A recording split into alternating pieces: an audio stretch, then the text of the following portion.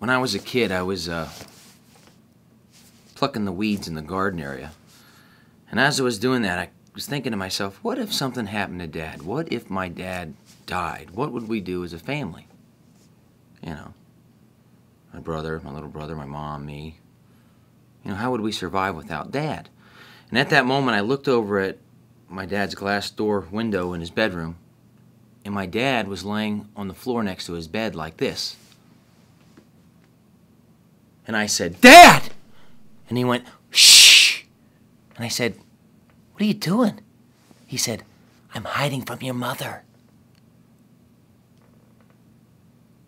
I think that kind of summed up my mom and dad's relationships. It's that can't live with them, can't live without them kind of thing. I remember a story when I was a kid.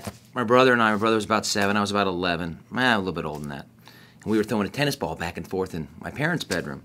My mom was reading her book, and my dad was, just got out of the shower and was laying in bed like this with his robe on.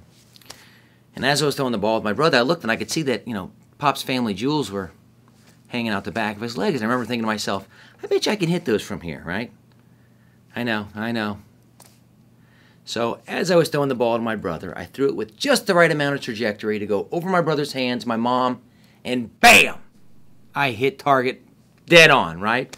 My dad jumps up and goes, "Oh!" And he starts making his fist like he is going to kill me, right? My mom goes, "Oh my God! He's having a heart attack!" She starts calling 911. I'm like, no, mom, don't call 911. And Dad's like, "Oh!" I'm like, no, Dad, don't punch me. Dad, Mom, Dad. Pure chaos. This was just one of the many unbelievable stories in my family, I could tell you. I mean, the stories are endless. They go on and on and on, and I could spend the entire day vlogging about all the great memories I've had with my parents. The road trips, be on the road, Mom and Dad would fight. My brother and I'd be in the backseat. "Are you there yet? Shut up, stop fighting." And it wasn't even like the trips, where we went, it didn't matter. It was just being on the road and being together as a family, being stuck in that car for 5 hours. That's what it was all about. My mom had called me about 2 months ago, and she said, "You need to talk to your dad." I said, "What's wrong?" She was crying, and she says, "Hey, it's really bad. You need to talk to your dad." So I picked up the phone and said, "Hey, Pops, what's going on?" And he said, "There's 12 people outside the house, and they're all coming to get me." And I said, "Dad, there's nobody outside the house." My dad had Alzheimer's, Lewy bodies, dementia, and it was kicking in more and more rapidly, and we could see it. And Dad was aware of it, but even though he was aware of it, it was progressively getting worse. And I said, "Dad," "there's nobody outside." I said, "Just go in the living room and sit on the couch." He said, "I can't sit on the couch. There's people on the couch." And I said, "Dad, if you sit on the couch, they'll go away." He said, "Okay." And I said, "Pops, Mom says you're all dressed up." I said, "Where are you planning on going?" And he says, "I want to go home." I said, "Well, Dad, you are home." He says, I want to go home." I said, "Where's home?" He says, "I want to go home." And I'm like, "Dad, where's home? I'll take you home. Where's home?" And he kept saying to me, "I want to go home." And then he asked me, he says, "Is my brother George still dead?" And I said, "Yeah, Dad, Uncle George is he's still dead. He had died the previous month," and that really bothered my dad. I remember talking to him for another hour or so. My brother was on the phone. We said, "Dad, you just need to listen to Mom and just understand that you're seeing things and hallucinating." And I remember even when I hung up the phone, I was like, "Thank God I don't have to. I'm not there. I don't have to deal with that anymore. And Dad will just get better, and well, everything will be the same after that." Well, anyway, foolishly, I get a call 2 weeks later. Mom says, "Your dad, he's in the hospital. He left the house and fell in front of a neighbor's house, and they called the police, and he's there now, and I think you should come home." So my brother, my sister-in-law, Julie, we all flew back home and raced to the hospital, and because he had a heart transplant, he wasn't taking his heart medicine, and they said he's a prime candidate for hospice, so they took him to hospice. And while I was at hospice, I ended up reading, they gave me a book to read about death and dealing with death, and I got to one of the pages on the book, and it said, death is a week to 2 weeks away when they're saying things like, "I want to go home." And when I read that, I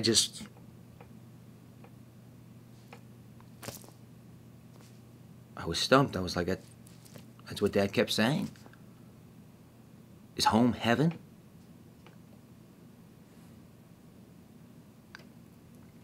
A couple days later, you know, my brother and I had slept there, my mom, we'd slept there like 6 days in a row, and my dad never wanted us to worry. He never. If he had money problems, he wouldn't tell us. If his heart hurt, he wouldn't tell us. He just didn't want us to worry. So 6 days in a row, and I said, hey, Mom, you guys want to go get something to eat at IHOP? And they said, yeah. It was about 1 in the morning, 1:30 in the morning.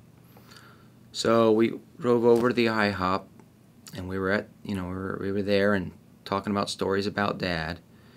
And I remember, never forget, it started raining, and my phone rings like 20 minutes after we had left, and the nurse says, hey, I'm sorry, but your dad has just passed.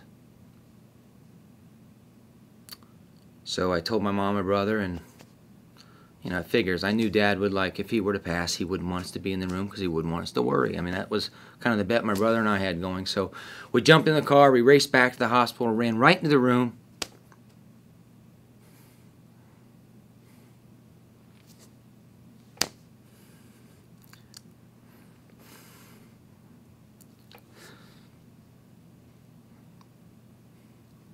And there was Dad. He was dead, and his mouth was open. And my dad was always such a proud guy. He never would. He was always worried about his appearance and whatnot. And to see him there with his mouth open,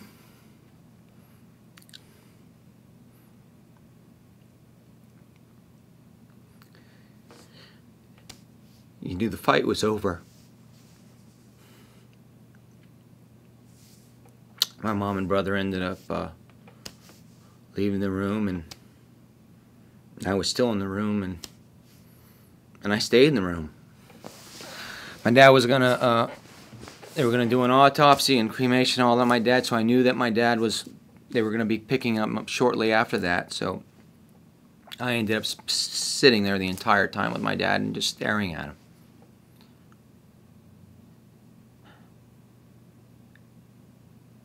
And I just kept looking at him.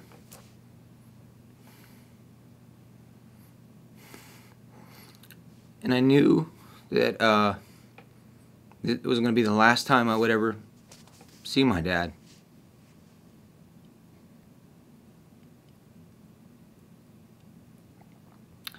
And the saddest part for me was that I knew all those great stories and all those great memories and all those times we had as a family.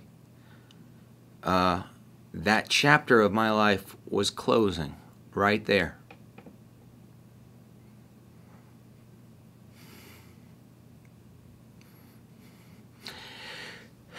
And I didn't want that chapter to close. I wanted so badly to just push the book back open and go back to those times. So I stayed there and watched them all the way till they came and got him. And I even walked out to the car and I watched the car drive all the way off with my dad, and that was it.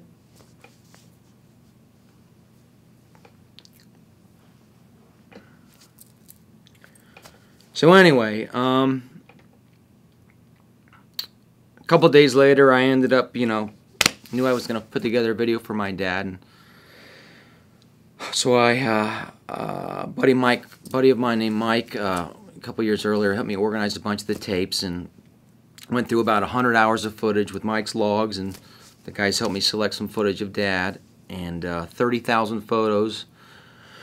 Went through about 1,000 old photos, scanning 250 of them, and about 4 sleepless days and nights. My buddy, a friend of mine named Johnny, helped me cut together a video of my dad, and I want you guys to see this.